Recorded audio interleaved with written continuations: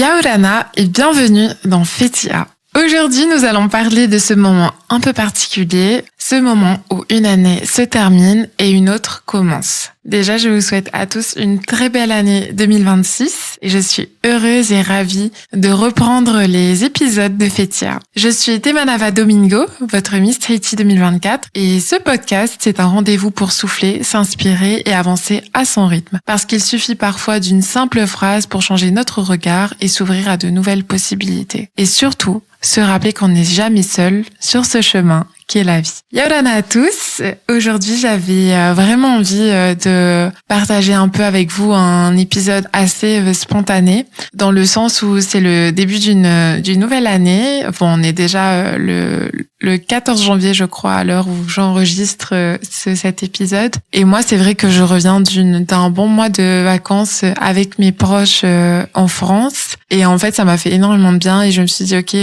ça pourrait vraiment m'inspirer pour cet épisode, pour cette nouvelle année. En fait, j'y ai réfléchi, mais j'ai toujours trouvé que le début d'année, c'est quelque chose de très spécial. Comme si que tout le monde avait envie de tout recommencer, de repartir à zéro, de faire mieux, d'être une meilleure version de soi, d'avoir des résolutions, d'avoir des objectifs, de changer et de laisser derrière ce qui s'est passé, parfois comme si que ça n'avait pas forcément existé. Et ça me fait sourire parce que moi, personnellement, aujourd'hui, je me dis que c'est sûr que la nouvelle année, c'est l'opportunité pour commencer, pour lancer quelque chose, pour oser davantage, pour s'autoriser à vivre d'autres choses. Mais c'est important de se dire que le chemin qui a été parcouru avant a énormément d'importance et de valeur pour pouvoir continuer et avancer. En fait, aussi, je pense que ça peut être parfois difficile de commencer cette année, de commencer d'être au mois de janvier parce que on a l'impression parfois qu'il faut absolument savoir ce qu'on veut, il faut être inspiré, il faut avoir une réponse, il faut avoir le plan parfait, il faut être motivé, il faut avoir une énergie positive. Et il se trouve que certaines personnes ne sont pas du tout dans cet état-là, non seulement parce qu'il y en a qui vivent des événements personnels très compliqués, d'autres parce que tout le monde a son mood. Quand je dis son mood, c'est son état. Chacun a un état différent et on n'est pas tous dans le même état. C'est comme la météo. À Papara, parfois il pleut et à Punaoya, c'est le soleil. C'est pareil pour janvier. Parfois t'en as, ils vont pas bien et t'en as au contraire qui ont la meilleure des formes. Tout ça pour dire que je pense qu'on peut déjà s'enlever le poids des épaules pour s'obliger à ressentir un certain état. C'est-à-dire que parfois on va être mal et on se dit mais c'est la nouvelle année, il faut avoir une attitude positive, il faut essayer de faire de son mieux pour avoir des objectifs, tout ça. Et donc il y a énormément de pression, notamment aussi avec les réseaux sociaux. Aujourd'hui, tout le monde a plaisir à partager justement ses résolutions et tout, son vision board aussi, ce qu'on appelle un vision board, c'est-à-dire toutes ces photos qu'on colle et qu'on assemble pour créer un peu la vision de l'année, tous les rêves que l'on souhaite réaliser. Et je trouve ça d'ailleurs magnifique de pouvoir s'inspirer et de pouvoir le partager avec tout le monde. Mais c'est vrai que parfois ça peut aussi avoir un autre effet sur certaines personnes qui peuvent se comparer. Je pense que c'est beau, c'est important d'avoir une direction, d'avoir un élan. Je pense pas que ça soit quelque chose à questionner, mais je me suis dit que c'est important de rappeler que pour certaines personnes, en tout cas, de se rappeler que c'est pas si grave que ça si le 1er janvier on n'a pas la version parfaite, on n'a pas la vision qu'il faut pour l'année, on n'a pas encore tous les objectifs bien définis, on n'a pas ce qu'il faut le 1er janvier. C'est pas comme s'il fallait signer un contrat, voilà ce que je vais accomplir cette année, je m'engage à faire ça, je vais devenir telle personne et je sais surtout comment je vais faire. Si tu ne sais pas, tu te sens en retard. Mais la vérité, c'est que tu n'es pas en retard. C'est important de se rappeler que les nouveaux départs, ou les lancements, ou les réalisations, les prises de conscience, j'en sais rien, n'arrivent pas forcément le 1er janvier. ou que le 1er janvier. Si ça arrive le 1er janvier, tant mieux. Mais c'est vraiment pour sortir un peu de cette notion de temps, de devoir suivre un peu l'emploi du temps, un peu général et enlever cette pression, quoi. C'est vraiment cette idée-là. Je ne remets pas en cause les personnes, au contraire, qui le 1er janvier savent très bien où est-ce qu'elles veulent aller, en leur vision, en leur plan, ou tout ça. L'idée, c'est pas de diviser et de dire que l'un est bon et l'autre est mauvais. Pas du tout. C'est de se dire que tout a un intérêt et en fait chaque vision a sa place. Le plus important, c'est de s'écouter et de savoir où est-ce qu'on veut aller et de savoir que aussi si on est perdu, on a le droit d'être perdu. C'est vraiment de se donner, de s'autoriser à vivre ce qu'on vit au moment T et être différent des autres, si c'est le cas. Quelque chose que je souhaitais aussi souligner avant de chercher à définir de nouveaux objectifs. C'est important d'être fier de soi, d'être fier de ce qu'on a déjà accompli, de ses réussites personnelles, de son chemin, des difficultés qui ont été vécues. Peu importe l'échelle, peu importe si c'est de grandes choses ou de petites choses, ça c'est votre échelle et elle est complètement différente de celle de votre voisin. Je vous parle de ça parce que moi-même, en fait, je pense que pendant longtemps, j'ai été très très exigeante avec moi-même, dans le sens où j'avais du mal à me rendre compte de ce que je réalisais personnellement et j'avais une sensation de toujours devoir montrer que je pouvais faire plus. Enfin, plus dans le sens où je me disais que c'est rien, en fait. Quand je dis que c'est rien, c'est que, oui, c'est bien, mais j'avais pas plus de fierté que ça. Et en fait, j'étais dans l'avion du retour, là, et je voulais faire mes albums photos chaque année. En fait, ça fait des années que je fais plus ça. Mais j'essaye toujours de faire un récapitulatif avec des albums photos, d'imprimer des photos et de mettre des petites notes à côté. Et donc là, ça fait quelques années, donc j'ai dû refaire, de refaire un peu tout le chemin depuis toutes ces années. Et en fait, j'ai été émue parce que je me suis dit, mais waouh, il y a un grand chemin qui a été parcouru. Et je le vois non seulement sur les photos, c'est-à-dire dans mes expressions, mon corps, mon visage, ma façon de m'exprimer, mais aussi tous les souvenirs qui ont été créés, toutes les expériences qui ont été vécues. Et c'est là que j'ai réalisé et je me suis dit, waouh, il y a quand même, en soi, sur une grande échelle, il y a très peu de temps, mais il y a tellement de belles choses qui ont été vécues, de beaux moments qui ont été vécus. Et j'ai commencé à me dire, ok, en fait, je suis plutôt fière de moi parce que sur le moment T, sur le moment T, quand je dis ça, c'est au moment, où ça se passe, on se sent, on a tendance à beaucoup se comparer, à se dire que c'est pas top ce qu'on fait. Mais quelques années plus tard, et c'est souvent ça, je pense pour beaucoup de personnes, on se dit, waouh, mais j'étais quand même au top finalement. Et enfin, quand je dis au top, c'est que j'étais dure avec moi alors qu'en fait, ça le faisait, quoi. Et donc voilà, un petit rappel que on prend le temps de mettre un peu, d'absolument trouver des rêves, des objectifs et tout, mais se poser aussi pour regarder le chemin parcouru, je pense que ça a aussi toute son importance et que ça peut aussi être source d'inspiration et de motivation pour la suite. Donc voilà, être fier de soi, c'est noter toutes les défis, les petites victoires. Ça peut paraître un peu classique ce que je dis là, et moi je l'entendais souvent quand j'écoutais des podcasts et tout, et je le faisais jamais vraiment. Mais en défilant justement dans mes albums photos, je me suis dit ah ouais, waouh. Et ça m'a vraiment en tout cas donné envie d'écrire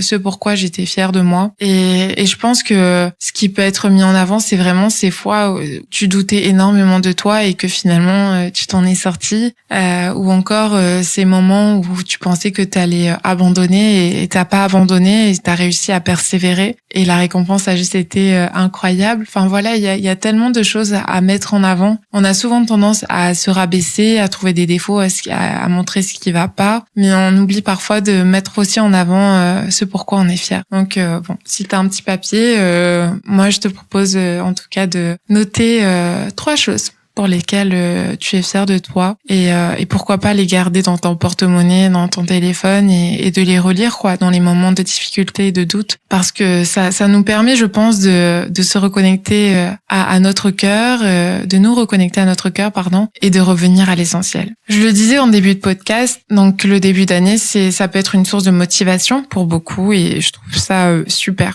Mais vraiment, j'insiste sur ça, ce n'est pas le seul moment pour définir nos objectifs, nos intentions attention. Si on est perdu, on a le droit de revenir sur ça plus tard, de prendre le temps en fait et de se poser les bonnes questions. Parfois dans la précipitation, on se perd encore plus et on finit parfois même par se sentir mal. Moi, je parle ici d'expérience dans le sens où je sentais que mon agenda était très très rempli ces derniers temps. Enfin, en tout cas l'année dernière, en fin d'année, et je suis très reconnaissante parce que j'adore vivre plein de choses. Je trouve ça génial et c'est une chance. Mais je me rendais compte quand même que je prenais plus trop le temps, en tout cas, de prendre le temps, tout simplement. Prendre le temps de prendre le temps et de me poser et de me dire, ok, qu'est-ce que je veux vraiment maintenant? Et de juste se poser avec soi-même et se poser les bonnes questions, quoi. Donc c'est de se dire, par exemple, qu'est-ce que j'ai envie de vivre maintenant? Quelles sont mes priorités? Qu'est-ce que je ne veux plus?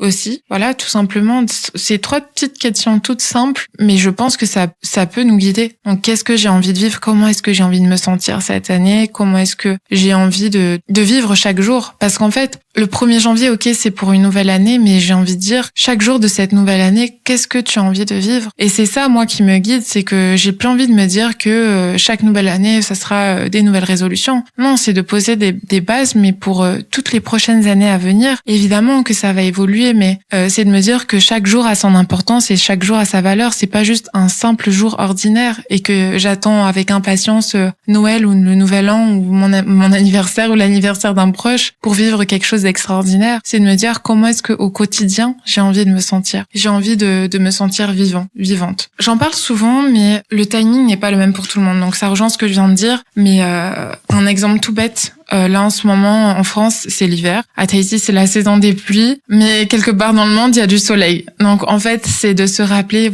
le timing, la saison n'est pas la même le timing n'est pas le même pour tout le monde. La saison n'est pas la même pour tout le monde. Donc, vraiment de relativiser par rapport à ça. Et quoi qu'il arrive, c'est un cycle en fait ce qu'on vit. Donc si aujourd'hui il y a des nuages, demain il y aura du soleil. Et de garder ça en fait en tête et dans son cœur. Et que quoi qu'il arrive, il y a toujours le soleil qui finit par revenir. Vraiment, ça, j'en suis persuadée. J'en suis convaincue. Ouais, vraiment, j'en suis convaincue. Je voulais vous partager aussi quelque chose, c'est que en étant en vacances avec mes proches en France, j'avais décidé vraiment de me couper un peu des réseaux sociaux, de mettre en pause un peu les projets pour juste revenir à l'essentiel. Être avec ma famille, partager des bons moments, rire. Juste passer des moments à rire, à jouer au jeu, à préparer un bon repas, à se balader, sans avoir forcément besoin de prouver quelque chose. Ouais, juste être là et me rendre compte que l'essentiel est là en fait, c'est dans les relations que l'on a avec les personnes que l'on aime. Et pour moi, je pense que c'est en tout cas un point très important pour cette nouvelle année, c'est de cultiver davantage des bons moments comme cela. Voilà. Autre chose que je voulais dire, nouvelle année, mais au quotidien, une chose qui est très très importante, c'est quand même notre entourage. J'ai déjà fait un épisode complet sur ça. Je voulais juste revenir sur un point qui est pour moi essentiel, c'est que dans la vie de tous les jours, ce qui compte quand même, c'est vraiment les personnes aussi qui nous entourent. Donc là, je parlais des relations, de fait de cultiver des beaux moments avec nos proches, mais avoir un bon entourage pour non seulement sa vie de tous les jours, mais aussi pour ses rêves, pour les moments compliqués, pour les moments de joie. Et ça, c'est vraiment de choisir les personnes avec lesquelles on a envie de partager du temps, partager de notre temps. Et de ne plus se forcer forcément à rester avec des personnes qui ne nous nourrissent pas forcément. Je ne dis pas qu'elles ont aucun intérêt, au contraire, je pense que chaque rencontre nous apporte quelque chose. Mais c'est de faire un choix, c'est-à-dire de se dire, ok, avec qui est-ce que j'ai envie de partager mon temps, et dans le sens où mon temps est précieux, et est-ce que si je vais par exemple à cette fête, est-ce que j'ai vraiment envie d'y aller, quoi. Donc c'est vraiment de se dire, ok, en fait, avec qui j'ai envie de passer mon temps. Voilà, c'est une question simple, mais de savoir aussi identifier comment est-ce que je me sens dans certaines relations amicales, surtout parce que les amitiés, je trouve ça tellement important. Si je me sens inspirée, si je me sens confortable, si je me sens à l'aise pour être moi-même, enfin voilà. Pour moi, ça reste un point important. En tout cas, je sais que moi, j'ai pu faire un point par rapport à ça. Et je voulais aussi terminer sur ce point. pour toutes les personnes qui traversent des moments difficiles en ce moment et qui ne s'identifient pas à cette nouvelle année, à cette vibe positive, eh bien, c'est normal. Encore une fois, la météo n'est pas la même dans toutes les communes de Tahiti,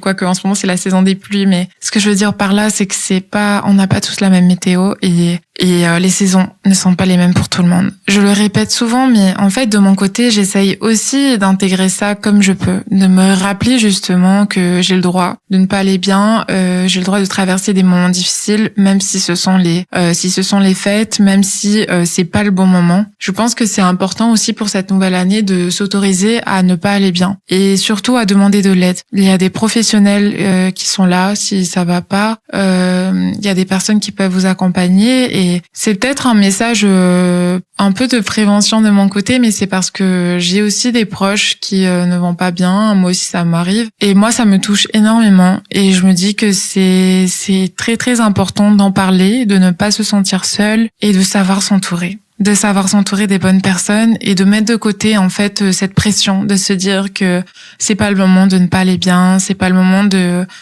ressentir ça. Non. En fait, chacun fait les choses de son mieux. Chacun essaye, en fait. Et ça aussi, peut-être en tout cas, quelque chose que je souhaite développer encore davantage, mais c'est vraiment cette tolérance dans le sens où on sait jamais vraiment ce que la personne à côté de nous vit intérieurement. On ne voit que la surface. Donc, moins de jugement et plus de tolérance, plus d'ouverture, plus d'amour, tout simplement. Donc, voilà, je pense que j'ai encore plein de choses à vous rappeler. Mais moi, de mon côté, je sais que mon intention principale pour tous les prochains mois, toutes les années, pour tous les prochains jours à venir, c'est tout simplement de faire les choses à ma façon. Voilà. Et de faire les choses avec le cœur, en fait, et de vivre la vie et partager des beaux moments avec mes proches. Je vous souhaite à tous, mais vraiment à tous, une très belle année. Enfin, c'est un peu l'occasion pour moi de vous souhaiter le meilleur, mais surtout, oui, de créer une vie, en tout cas, qui vous inspire et qui vous donne envie, vraiment de mettre de la musique à fond et de danser chaque jour. Et quand ça va pas, de vous autoriser à vous poser et à vous prendre un peu dans les bras, comme vous le feriez avec un ami ou avec un proche. Voilà, de trouver en tout cas votre place dans tous les moments de joie, mais aussi les moments compliqués. Et voilà, de toujours se rappeler aussi que le soleil est quelque part par là. Merci à tous en tout cas pour votre écoute et pour tous vos retours. Ça me fait énormément... ça me touche en fait de recevoir vos messages et je vous souhaite en tout cas une très belle journée. Et pour toutes les nouvelles personnes qui écoutent Fetia, on se retrouve chaque lundi matin à 8h sur Hiti FM. Merci beaucoup, Maururu Meitei, et à bientôt. Nana!